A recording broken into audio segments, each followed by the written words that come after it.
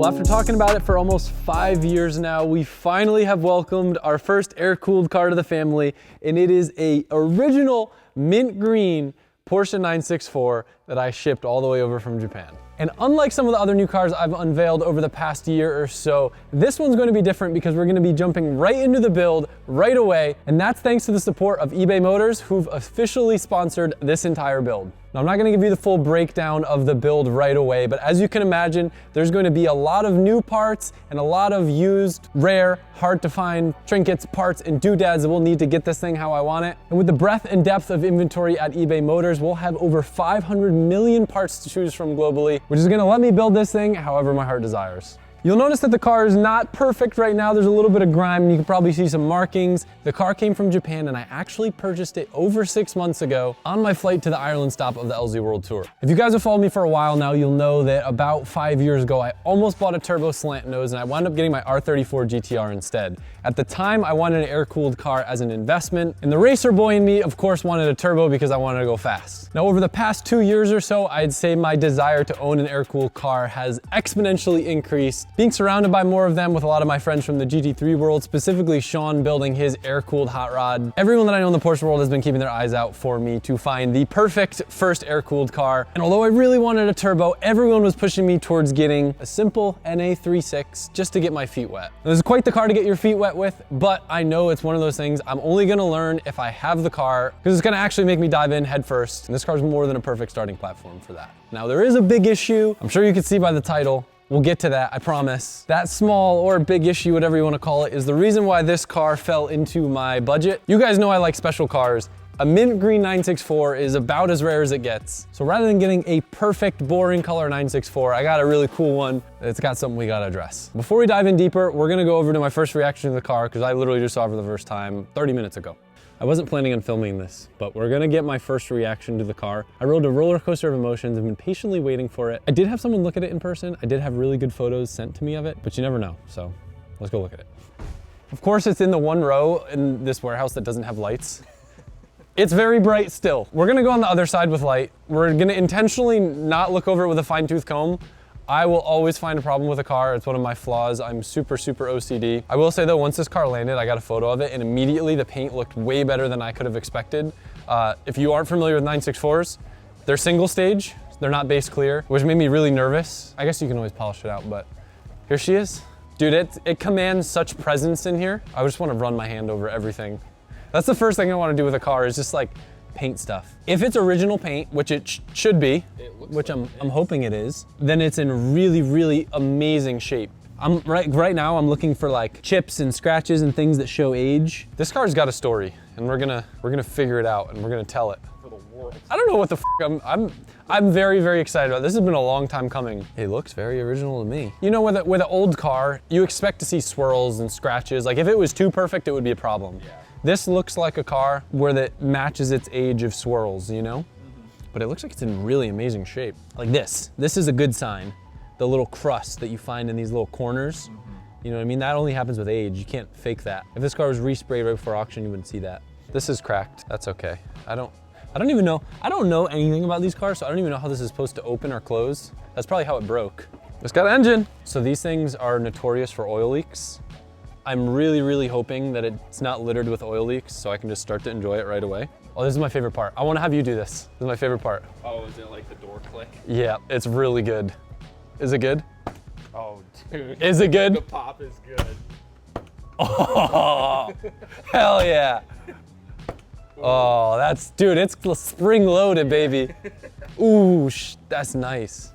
Interior, oh dude, it's gonna recondition so nice. This looks like someone used a lot of hair product. I wonder if it was owned by a woman. Maybe. It's very possible. Yeah. With this color, I don't know what kind of dude would want a color like this. It's really nice in here.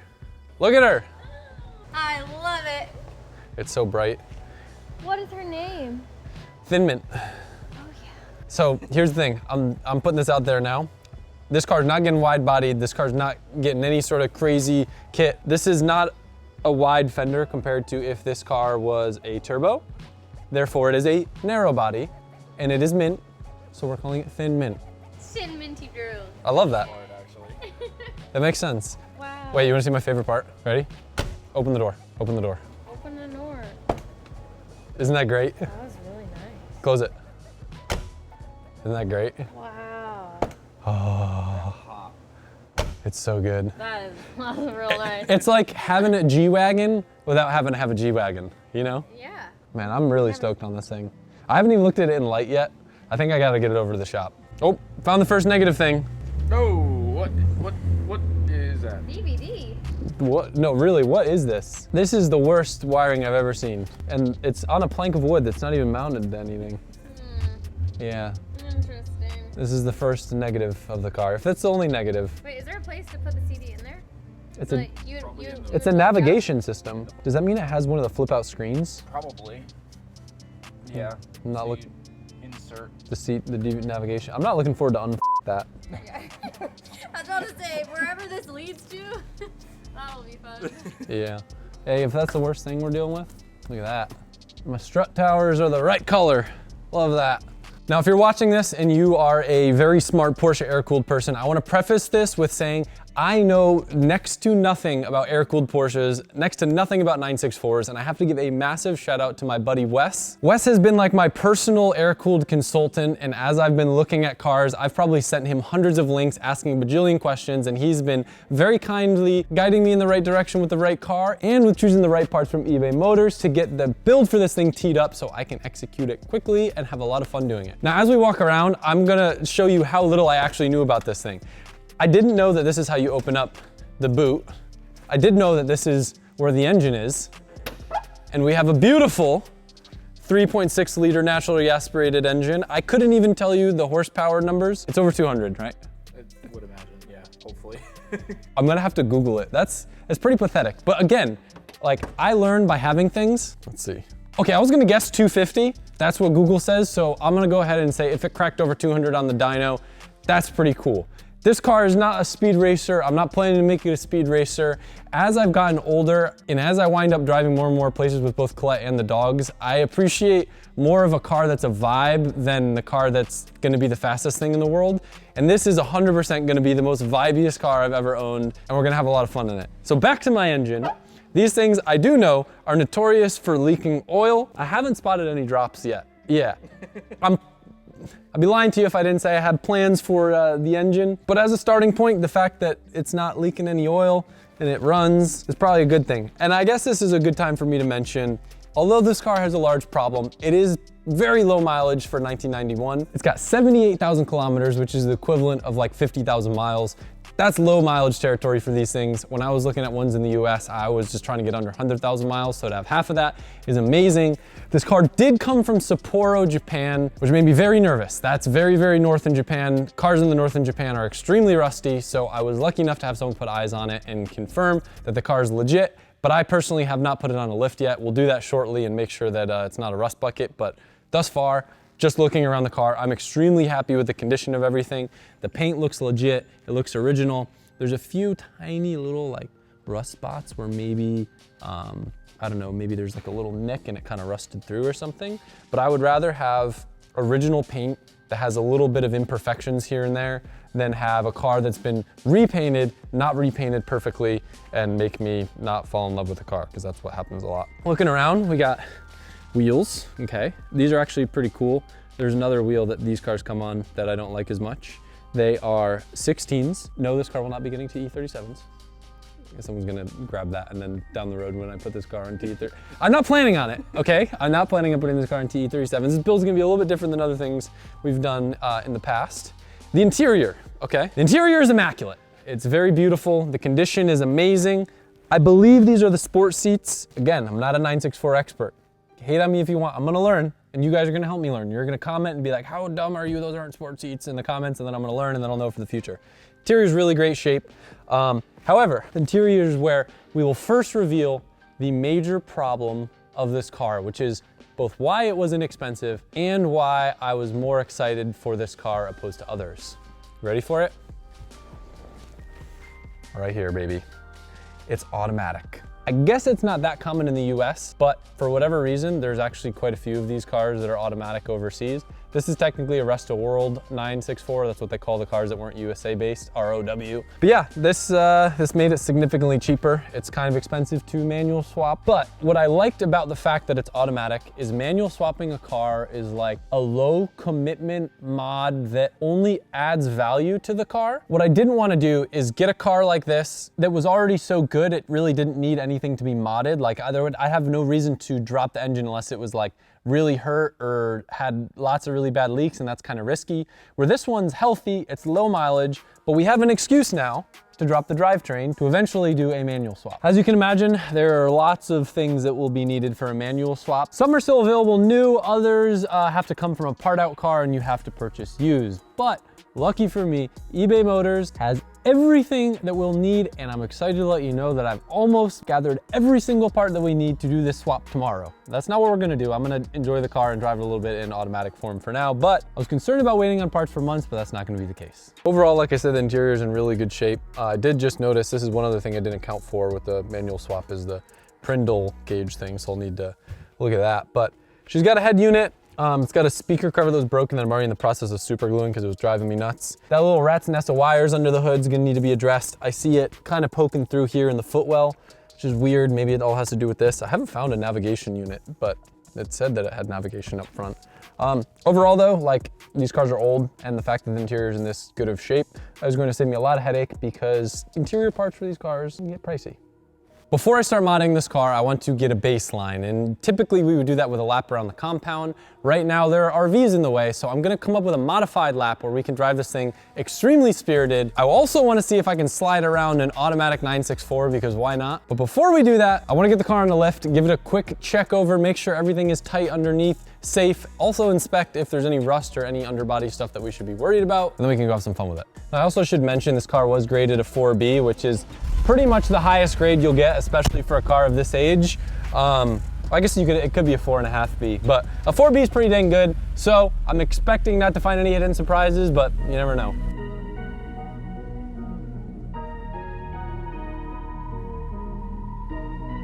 One thing that's not uncommon to me is putting a 911 on a lift, and these cars are extremely rear heavy. So when you put them on a lift, you obviously want to move the car more forward than you usually would. Otherwise, the car has a very easy tendency to rock back. How good is this color? I love it. It literally, like, it just commands attention and presence to it. I'm like usually a mint green hater just because I feel like I'm so used to seeing it on like modern cars that are wrapped and owned by, complete my sentence for me. Let's lift this thing up.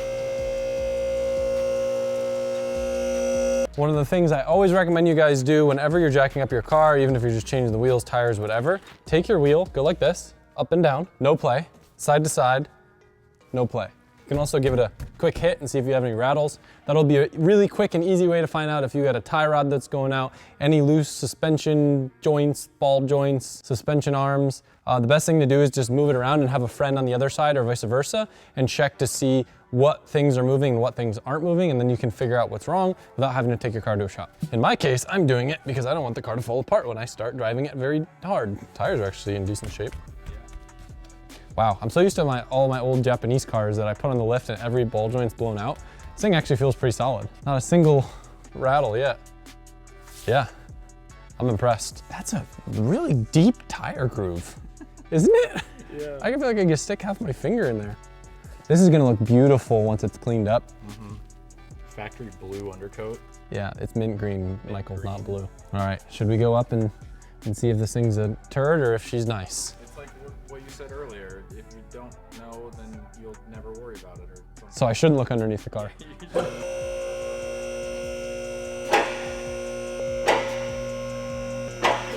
I should also add, it's probably a good thing that this car's automatic. Not that this is like a Skyline where they were like beat on like crazy, but I feel like with an automatic car, it's more likely that it was less neglected.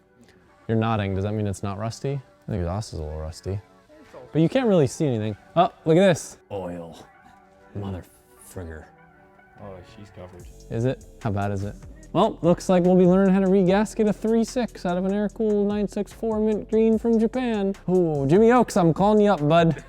You're tapping in for this one. I feel like if it didn't have an oil leak, that would almost be sketchy. That would mean like they cleaned it. Yeah. That's like you know how rotaries, the ongoing joke is they always break and they never run and they leak oil? The ongoing, Absolutely dog. Yeah, just everything is wrong with them. Yeah, it's kind of the same thing with this, except just the oil part. Okay. You know. The good news is it's usually just an oil leak.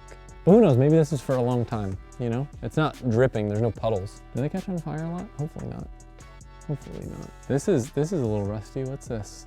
What is this part up here? It just looks like a shield. Be the belly pan that holds the entire thing. And I know Jimmy had the same. Yep, I can see it. What is it? That's my belly pan? Yeah, it's basically like a cradle that holds the engine in. Oh yeah, people do aftermarket ones. I think they call it the tin, the engine tin. Yeah. People do aftermarket ones that are like a plastic that looks really cool instead of the metal. See, I know a little bit about 964s. Yeah. I was planning to replace that. Let's keep going. Underbody. My pinch welds look mint, Michael. They ain't got none. Flat bottom. I was looking for the drive shaft, but doesn't have one of those either. This looks crazy, huh? Yeah, I mean, even, okay, so hear me out. It's from northern Japan, and it's not covered in black spray paint. Yes, That's pretty impressive. Yeah. You know, it may not be perfect, but she's not hiding anything. She's herself. Yep. Thin mint is authentic. She's a little weathered. Look how cool. They put the casting with their name on it back in 1991. That's crazy. This was a really nice car back in the day. Now it's an overpriced, nostalgic automobile that came before my time, but for whatever reason, I love them. I think they look cool. Why I chose a 964? I think they're my favorite.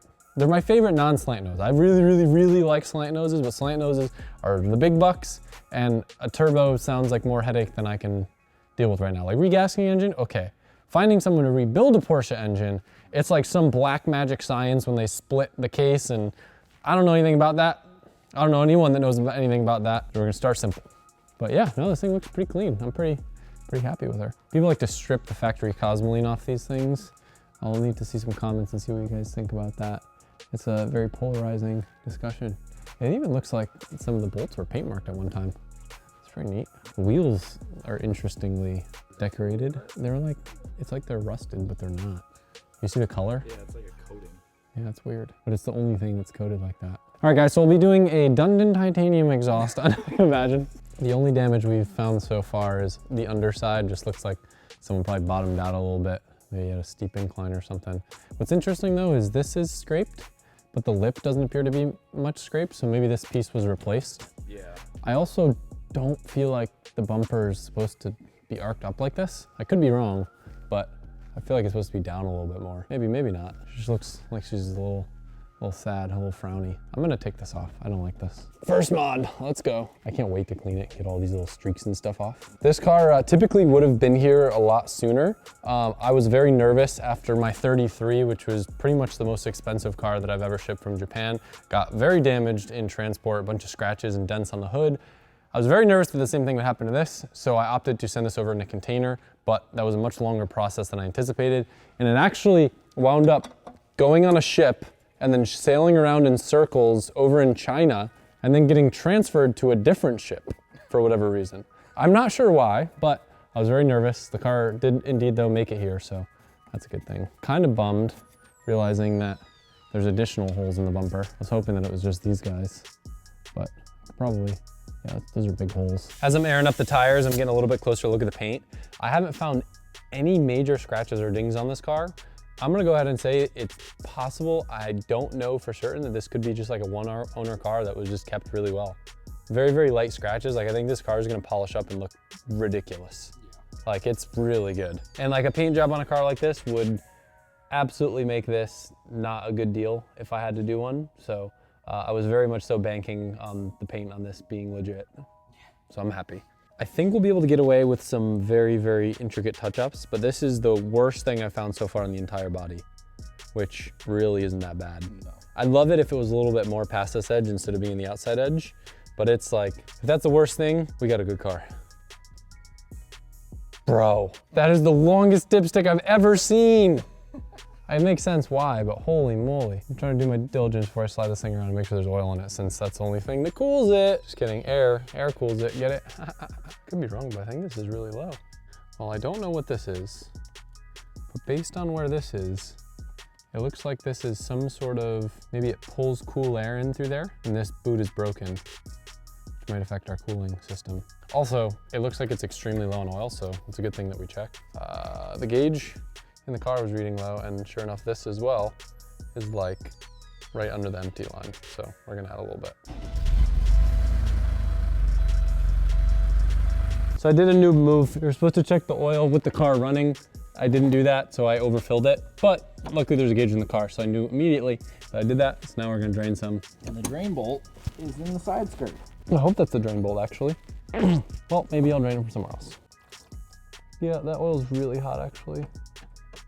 Oh, I'm burning myself. Ooh, that hurt. My friend warned me. It's oil cooled. The oil's gonna be hot, but I guess I underestimated a little bit. We're okay though, we're okay. All right, now there's a high likelihood that this thing has an open diff, but regardless, I usually would do a lap first, but seeing as I've never really thrown around one of these cars, I'd like to get a feel for it first, driving at its limit. That way I don't go crash it, because that would not be fun. All right, here goes nothing. Put it in Tiptronic, leave it in first gear. It's not as slow as it could be. I have a big feeling we're gonna have an open diff.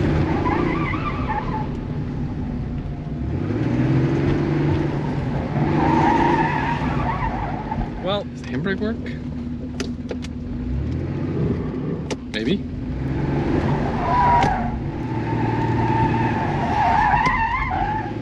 Okay, yeah, all right, the old-fashioned drifty didn't really work, so we're gonna see if we can get it to slide a little bit with some trail breakage. If you don't know what that is, you basically put the weight over the front of the car and then turn in as you release off the brake.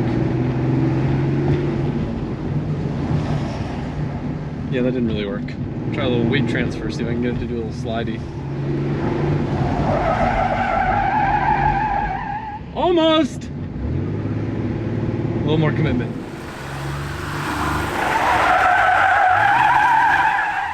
Almost!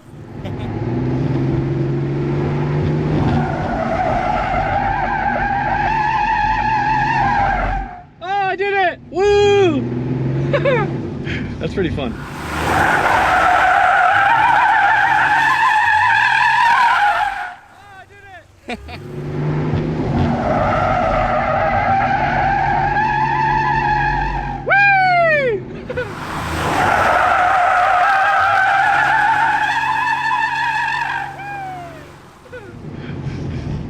This thing is so ridiculously slow.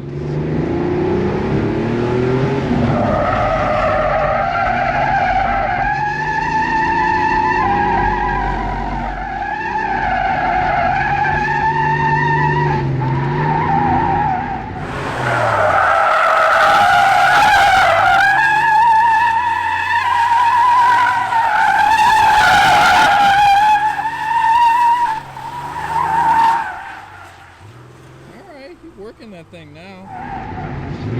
It's kind of rewarding.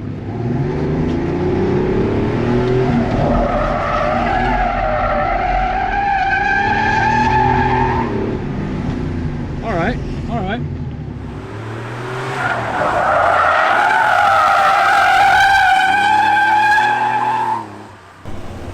All right, so I feel like we've mastered the art of sliding the 964 with an open diff. The reason why I wanted to do this is because when I go to do a lap time, this is actually how a lot of people crash like older 911s and stuff, because of the rear weight. When you brake and turn in, the rear end wants to come around because all the weight's back there. So I was using that to my advantage. A little stinky. Yeah, it's pretty fun. I'm just gonna need to be a little careful. It's very understeery. Yeah, that could be the tires or the weight of the car. Probably a little bit of both. Do I feel confident in doing a fast lap? No. Do I feel confident in driving a lap? Yes. But the lap needs to be modified, so I'm gonna go close it off. All right, so we've got our modified lap start to finish. The main purpose of this is so we have a baseline after we modify the car, how much its time improves.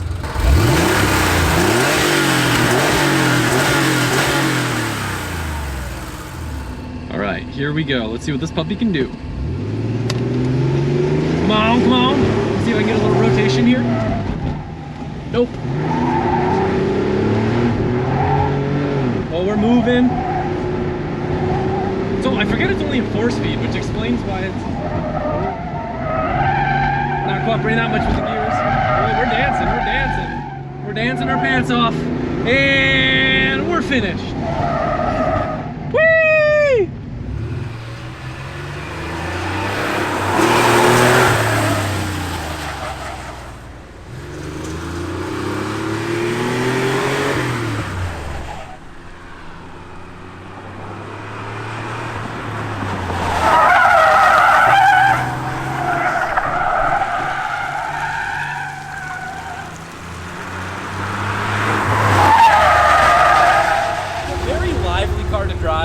but I think it's gonna be way more fun when I can actually like select what gear I'm in. Yeah. It's a 4-speed right now, and it's automatic, and it's an open diff. What time did it put down that will have absolutely no bearings on any other times we've done in the compound? Let's find out. That's a sturdy ass door. You're a sturdy ass door. You don't feel this puppy can do? You ready? Yeah. All right, ready? Oh, God. You don't need a seatbelt, dude. This thing's that slow. All right, ready? Yeah.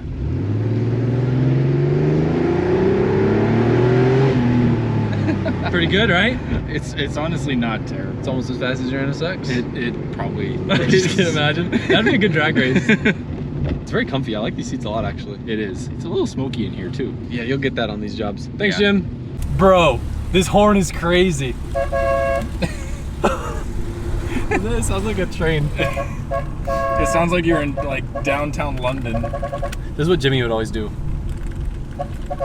You got to double team it because you got 2. You know what's even funnier? What? Is that you two could do that at each other now in both your 964s. Does Jimmy have that noise? His sounds the same? I don't. He's probably got wide body horns on his car.